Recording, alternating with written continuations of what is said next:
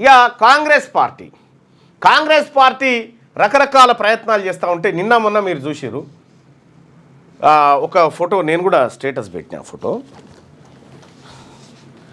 రాహుల్ గాంధీ గారు హైదరాబాద్కు వస్తే రేవంత్ రెడ్డి గారి పరిస్థితి ఎంత ఘోరాతి ఘోరమైనటువంటి పరిస్థితి ఉందంటే, అసలు ఈ రేవంత్ రెడ్డి గారిని ఈయన మొత్తమే పట్టించుకున్నట్టుగా ఈయన ఎంత నవ్వుతూ ఎంత ప్రయత్నం చేసినా రాహుల్ గాంధీ గారి నుంచి ఉలుకు పలుకు లేకుండా పోయింది.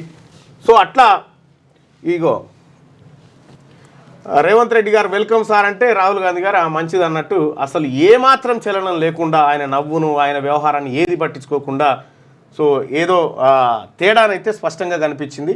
రేవంత్ రెడ్డి గారికి రాహుల్ గాంధీ గారు ఏది మోడీ పెద్దన్న అని ఇచ్చినటువంటి జలక్ తోటి ఇది కనిపిస్తూ ఉంది. అయితే మరికొన్ని రోజుల్లో రేవంత్ రెడ్డి గారు ముఖ్యమంత్రిగా ఉండకపోవచ్చు అనేటువంటి చర్చ బలంగా గాంధీ భవన్లో ఆ తర్వాత అన్ని చోట్ల వినిపిస్తూ ఉంది.